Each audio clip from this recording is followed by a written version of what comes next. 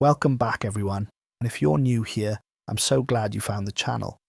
We're on an exciting journey to reach 10k subscribers by next year, and every like, comment and subscription brings us one step closer. Your support means everything.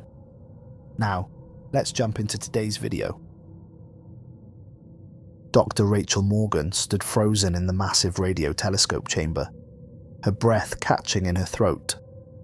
The giant dish above her head was picking up something impossible, a signal from the edge of our solar system.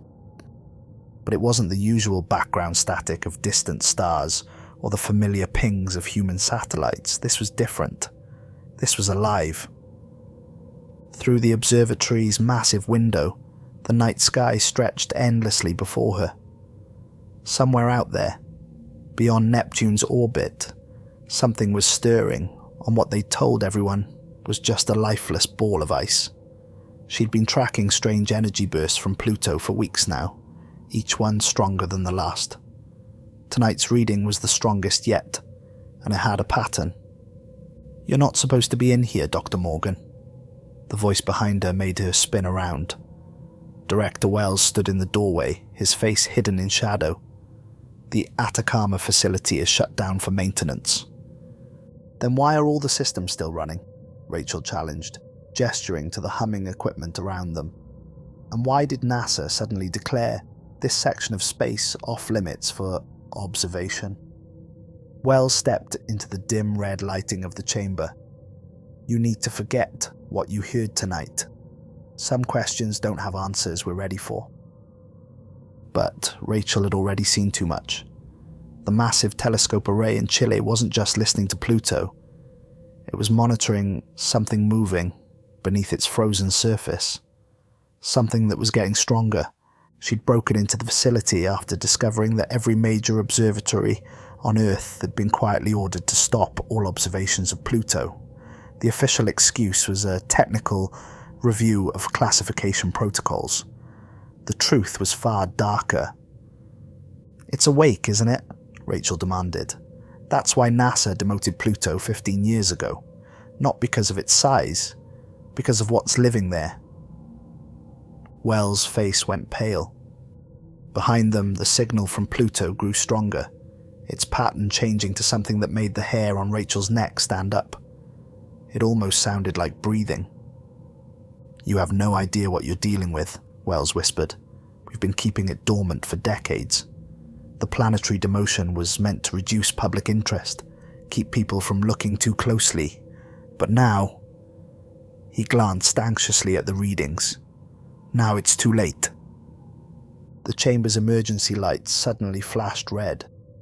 On every monitor, the signal from Pluto was spiking. Through the observatory's window, Rachel saw something that made her blood run cold. Every star in the night sky was momentarily dimming, as if something vast was passing in front of them. Wells grabbed her arm. "We need to get to the secure level, now, before it fully awakens." "Before what awakens?" Rachel pulled away from him. "What have you been hiding out there?" The older man's face was grim in the pulsing red light. "We thought Pluto was just another planetary body when we first found it. We were wrong. It's not a dwarf planet, Dr. Morgan. It's an egg. And after millions of years, it's finally hatching." A deep tremor ran through the observatory, rattling equipment and sending loose papers flying. Above them, through the giant window, the stars were going dark, one by one, as if being swallowed by something impossibly huge. The signal from Pluto had changed to a deafening roar. "Dear God," Wells breathed. "We're too late. It's here." The observatory's backup generators kicked in, as darkness swept across the Chilean desert. Rachel and Wells raced through the winding corridors, the emergency lights casting long shadows on the walls. The sound from Pluto, that terrible rhythmic pulsing, seemed to be coming from everywhere now. "The secure level was built when we first discovered it," Wells explained between breaths as they descended a hidden stairwell. "Every major observatory has one. We've been preparing for this possibility since 1930. "Preparing for what?" Rachel demanded. "What could possibly survive inside Pluto? Before Wells could answer, every light in the stairwell died. In the pitch darkness, Rachel heard something that made her skin crawl. A low, vibrating hum that seemed to resonate in her bones. It wasn't coming from any speakers or equipment. It was coming from inside her head. "It's starting," Wells whispered. "The psychic interference. Cover your ears. Not that it'll help much." Rachel's vision swam as images began flooding her mind.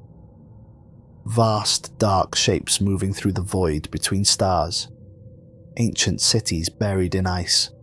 A consciousness so alien and enormous, it defied comprehension. The creature in Pluto wasn't just awakening, it was broadcasting its memories across space. They reached a thick metal door marked with faded yellow and black stripes. Wells pressed his palm against a hidden scanner, and the door slid open with a hiss of pressurized air. Inside was a room unlike anything Rachel had ever seen. The walls were covered in photographs and star charts dating back decades. Ancient tablets and artifacts sat in glass cases, and in the center of the room, a massive screen showed a live feed of Pluto, or what was left of it. The dwarf planet's surface was cracking like an eggshell. Dark tendrils of something that couldn't possibly be natural stone or ice reached out into space. The creature was emerging, and it was far larger than its planetary prison. "We found the first evidence in 1930, Wells said, his voice heavy. Strange radio signals that didn't match any known celestial body. Then we discovered the ruins." He pressed a button, and hidden panels in the walls revealed hundreds of black and white photographs. They showed what looked like enormous structures buried in Pluto's ice. Geometric shapes that couldn't have formed naturally. "The creature didn't originate on Pluto," Wells continued. "It laid its egg there millions of years ago, using the planet's cold to stay dormant until the conditions were right. We thought we could keep it sleeping by limiting observation. By denying Pluto's importance, we were wrong." Rachel stared at the screen, in horror, as more of the entity emerged. Its true form was impossible to comprehend. Shapes and angles that seemed to bend reality itself. Space around Pluto was distorting, light bending in ways that defied physics. "Why is it awakening now?" she asked, unable to tear her eyes away from the cosmic horror unfolding before them. Wells's face was grim in the blue light of the screen. "Because humanity reached too far. Our probes, our signals, our constant observation. We stirred it from its slumber, and now..." A piercing shriek cut through the air, the sound of metal tearing. Above them, the observatory's dome was being ripped open by an invisible force. Through the new opening, Rachel could see the night sky, but the stars were different now.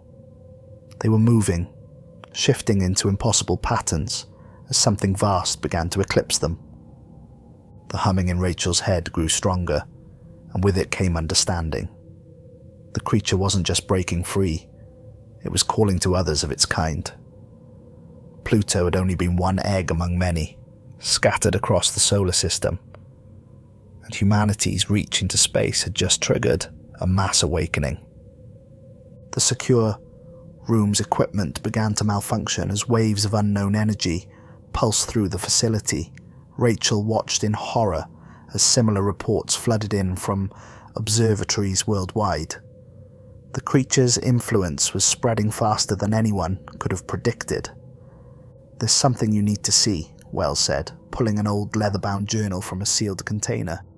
This belonged to Clyde Tombaugh, Pluto's discoverer. What he really found that night was far worse than just another planet. The journal's pages were filled with frantic sketches and notes. Tombaugh had seen something during his observations, movements and patterns that defied explanation. The final pages contained a series of drawings that made Rachel's breath catch. They showed massive dark shapes emerging from various points in the solar system, all converging towards Earth. A deafening boom shook the facility. Through the torn dome above, the sky had taken on an impossible colour, a shade that shouldn't exist in nature. The creature's emergence was affecting the very fabric of reality around them. "Look at the date on the final entry," Wells urged, his hands shaking as he pointed to the journal's last page. Rachel read it and felt her blood run cold. The date matched exactly with today, nearly a century later. Tom Bohr hadn't just discovered the creatures. He'd predicted the exact moment they would awaken. The facility's remaining lights flickered and died as a new sound filled the air. A deep, resonant pulse that seemed to come from everywhere at once. Rachel felt it in her chest, like a massive heartbeat. It's not just Pluto, she realized, looking at the incoming data. Europa, Titan, Ceres, they're all... She couldn't finish the sentence as the truth became clear. Every mysterious world in our solar system that had puzzled scientists for decades wasn't what we thought. They were all eggs, waiting to hatch. Wells nodded grimly. "Why do you think we've never sent humans beyond the moon? We knew what would happen if we got too close. The Apollo missions showed us things. Terrible things. We had to hide from the public." The ground beneath them trembled as another blast of psychic energy washed over the planet. Across the globe, millions of people were experiencing the same visions. Glimpses of an ancient universe where these beings once ruled, and their plans to reclaim it. Through the observatory's wreckage, Rachel watched as the thing that had emerged from Pluto began to take shape in Earth's atmosphere.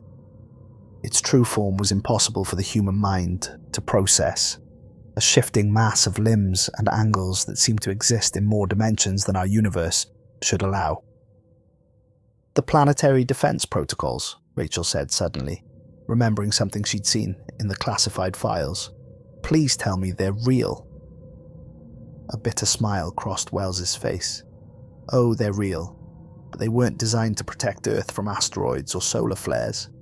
They were made for this moment, a last-ditch effort to protect humanity from what we found out there in the dark." The secure room's ancient radio crackled to life, broadcasting on a frequency that hadn't been used in decades. A calm voice spoke through the static. "This is Control. The Lazarus protocol is now in effect. All sites activate. May God help us all." Through the torn ceiling, Rachel watched as massive shapes began rising from hidden silos across the desert. Enormous machines that had been waiting underground for almost a century. Humanity had been preparing for this war since we first discovered what lurked in our solar system. Now, that moment had finally arrived. But as the defense platforms powered up, Rachel noticed something that made her heart sink. The creatures weren't just awakening. They were changing the physical laws of space around them. Our weapons, designed to work in our universe, might be useless against beings that could bend reality itself. Alarms blared throughout the facility as the defense platforms rose into the twisted sky. Rachel could see similar machines emerging across the landscape, massive structures that had been hidden in plain sight for generations. Ancient radio towers, disguised as mountains, burst from the earth, their true forms finally revealed. Every unexplained structure, every mysterious military base, they were all part of the defense network, Wells explained, as they rushed to the facility's command center. Area 51, Pine Gap, the Svalbard Seed Vault, all of them built to prepare for this moment. The command center was a flurry of activity. Screens showed similar facilities activating worldwide as humanity's last line of defense powered up. But something was wrong. The creature's influence was spreading faster than anyone had anticipated. "The lunar monitoring station just went dark," an operator announced, her voice shaking. "Last transmission shows something emerging from the moon's dark side."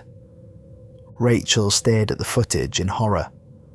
The moon's surface was rippling like water, its grey dust parting to reveal something that had been sleeping there since before humanity existed. We hadn't just failed to notice the eggs in the outer solar system, we'd missed one right on our cosmic doorstep.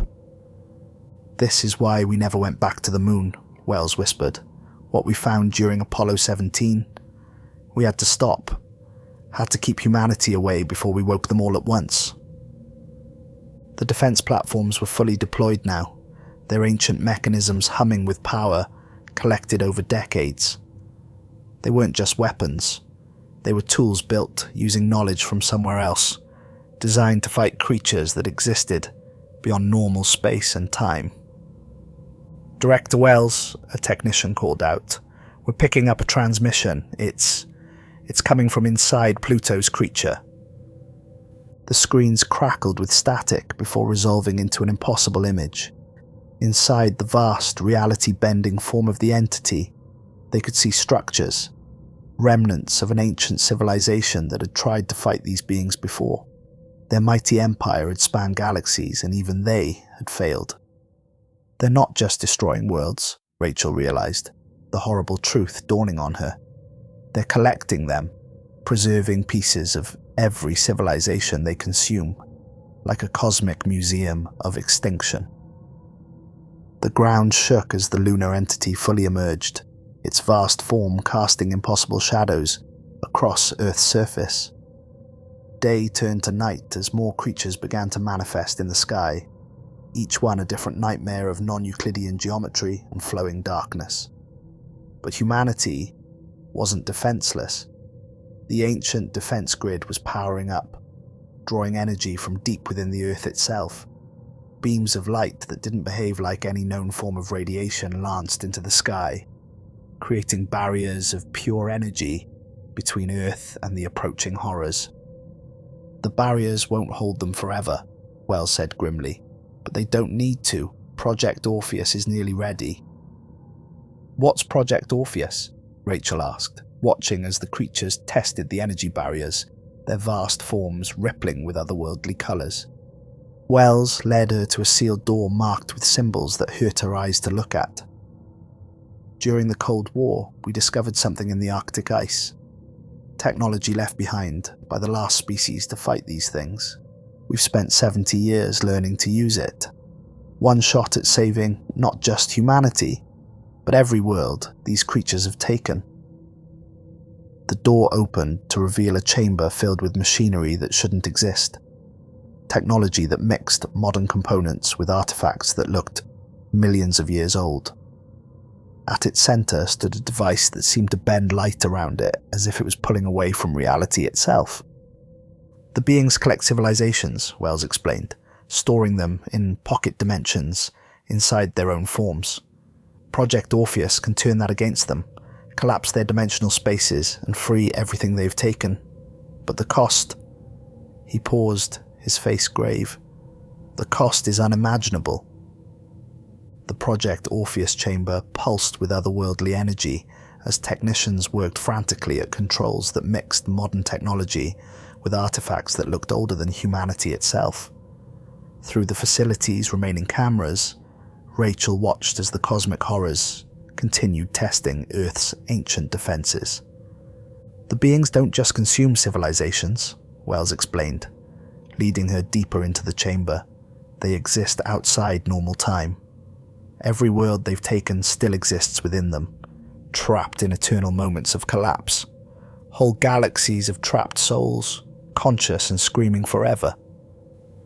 A technician approached with a device that looked like a cross between a tablet and something grown rather than built. On its surface, Rachel could see images that made her mind reel, glimpses of worlds and civilizations trapped within the creatures.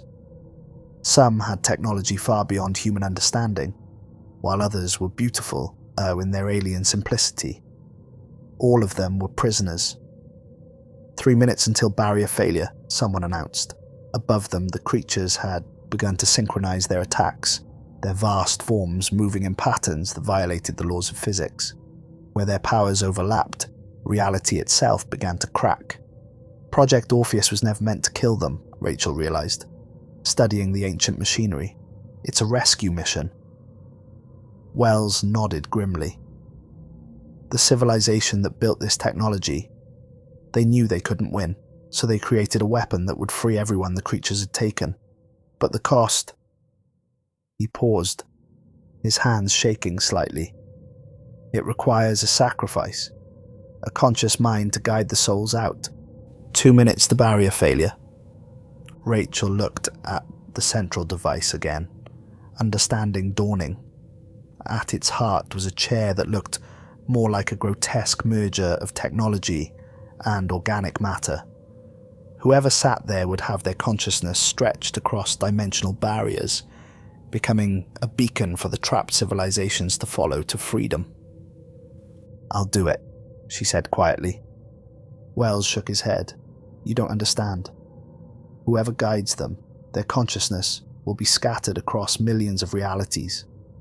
You'll experience every moment of suffering these beings have inflicted across billions of years. You'll live every death, feel every loss, forever." 1 minute to barrier failure. Outside, the sky had become something impossible, a writhing mass of colours and shapes that human eyes were never meant to process. The creature's power was growing as more of their kind emerged from hidden eggs across the solar system. Rachel stepped towards the chair. "How many civilizations are trapped inside them?" "Millions," Wells answered. "Maybe billions. We've seen evidence of cultures that existed before our sun was born." 30 seconds to barrier failure. "Then there's no choice," Rachel said firmly. "Humanity isn't their first victim, but we have to make sure we're their last." The chamber trembled as reality buckled under the creature's assault. Through the cracks in space-time, Rachel could see other worlds, glimpses of places where these beings had already won, where other versions of Earth had fallen. As she sat in the chair, organic tendrils began wrapping around her arms and legs. The ancient technology came alive, recognizing its purpose after eons of waiting. Rachel felt her consciousness beginning to expand, touching minds and memories from countless civilizations. 10 seconds to barrier failure. "The dimensional inversions are starting," Wells called out. "All personnel clear the chamber except essential staff." Rachel closed her eyes as the device powered up, her mind stretching across impossible distances. She could feel them now. All the trapped souls, all the fallen worlds. Their memories became hers, their pain and hope, flooding through her expanding consciousness. Barrier failure imminent. "Do it," Rachel whispered, her voice changing as millions of other voices began speaking through her. "Do it now." Wells pressed the final sequence. Project Orpheus activated with a sound that existed in no known spectrum. The sound of reality itself being torn open to create an escape route for the damned. The moment Project Orpheus activated, Rachel's consciousness exploded across dimensions. Her mind touched civilizations that had existed when the universe was young. Races that had evolved in ways humanity could never imagine. Each trapped soul carried memories of the day their world ended, when the cosmic horrors descended from the dark spaces between stars. She experienced it all. A crystalline world where beings of pure light had created art that could alter reality. A gas giant where floating cities held billions of minds, linked in eternal harmony. Underground empires that had hidden from the creatures for millennia, before finally being found. Through her expanded awareness, Rachel felt the cosmic horrors recoil as they realized what humanity had done. Project Orpheus wasn't just opening a way out. It was forcing the creatures to experience every moment of suffering they had caused, reflecting it back at them through Rachel's consciousness. In the chamber, the physical body began to glow with impossible light as millions of souls used her as a beacon, following the path she created through dimensions. Wells and the other scientists watched in awe as shapes of pure energy began manifesting around her. The freed essences of ancient civilizations beginning their journey to freedom. "Amazing," Wells breathed. "They're not just escaping, they're helping each other.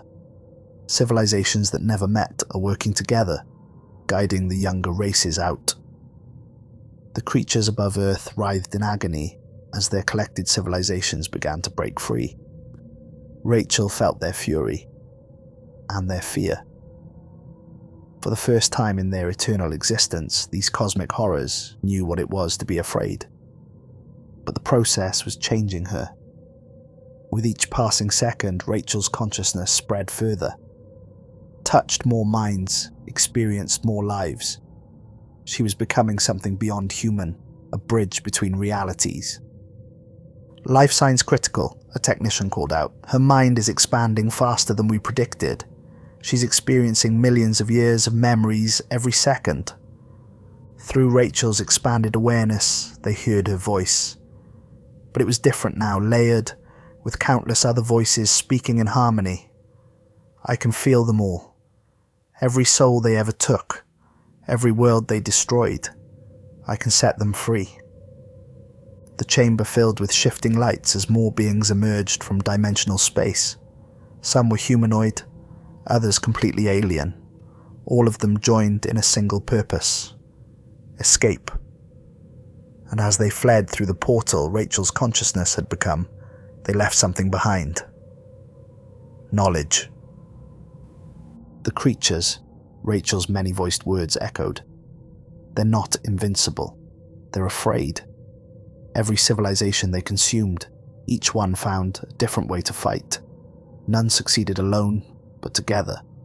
Suddenly, she screamed, a sound that contained the voices of billions. The cosmic horrors had realized what was happening. They were turning their full attention toward Earth, specifically toward Project Orpheus. The facility shook as reality itself bent under their assault. Through cracks in the walls, Wells could see the sky had become a churning mass of impossible geometries as the creatures abandoned their attack on the barriers and focused everything on stopping the mass escape of their prisoners. But they were too late. The freed civilizations had already begun sharing their knowledge through Rachel's consciousness. Weapons that could harm the creatures, shields that could block their power, technologies that had taken millions of years to develop were being downloaded directly into Earth's computers. "The final protocol," Rachel gasped, her body arching as more souls passed through her. "The civilizations. They're showing me how to end this forever." Wells rushed to her side. "The strain is too much. Your consciousness is spreading across too many dimensions. You need to stop." "No." Rachel's voice now contained multitudes. "I can see it all now. Why they collect civilizations, what they fear most. They feed on potential, on all the possible futures of the worlds they take. But there's one future they never saw coming. One possibility they never planned for." The chamber's ancient machinery began to pulse with new energy as the freed civilizations added their power to Project Orpheus. Rachel's consciousness touched the edges of space and time as she prepared to implement the knowledge of 1 billion fallen worlds. "All these civilizations," she whispered, her voice heavy with the weight of countless souls. "All these minds working together across time and space. We're not just escaping. We're about to show these creatures what happens when their victims unite." The fabric of reality trembled as billions of freed minds channeled their combined power through Rachel's consciousness. Her physical form had become something else, a being of pure light and energy, suspended in the air above the ancient chair.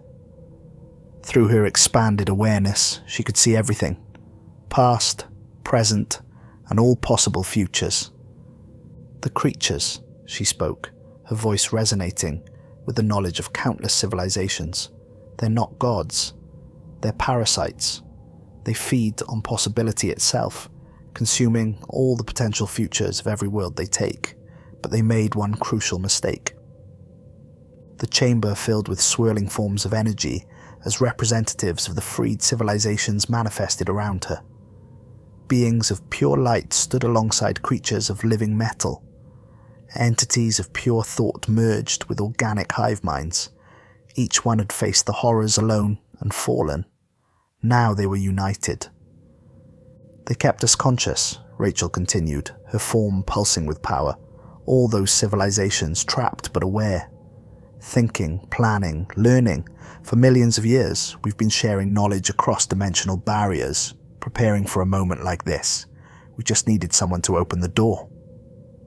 Wells watched in awe as the ancient machinery began to transform, upgraded by technologies from a million worlds. The freed civilizations were rebuilding Project Orpheus into something new, a weapon that could reach across time and space. Above Earth, the cosmic horrors gathered their full power for one final assault.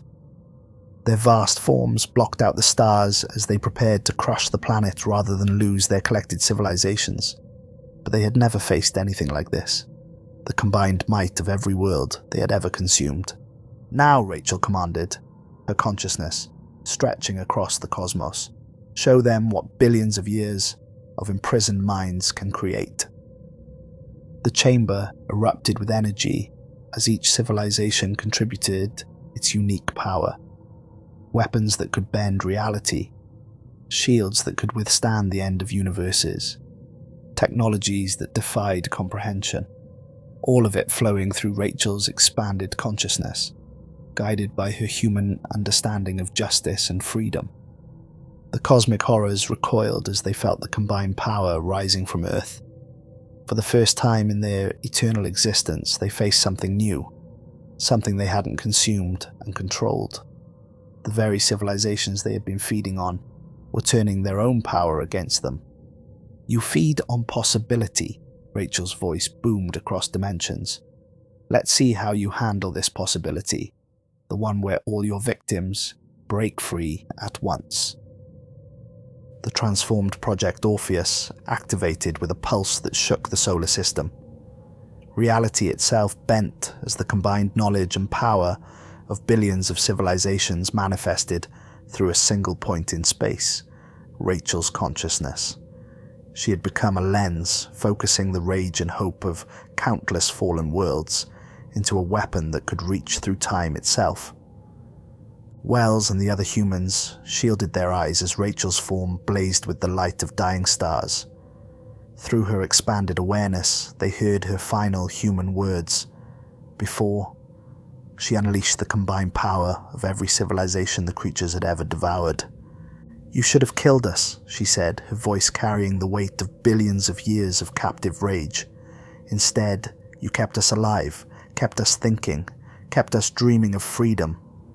Now we're going to show you what happens when you give your victims an eternity to plan their revenge." The chamber exploded with light as Rachel released the full power of the freed civilizations. A wave of pure possibility, the combined potential of every world the creatures had ever consumed, burst outward through space and time.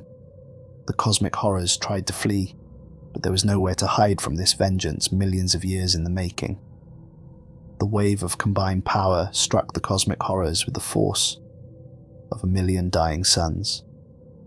Their vast forms writhed as the very thing they fed on, pure possibility, was turned against them. Every civilization they had consumed was now fighting back, their combined knowledge and rage focused through Rachel's consciousness. Space itself warped around Earth as the battle unfolded across multiple dimensions.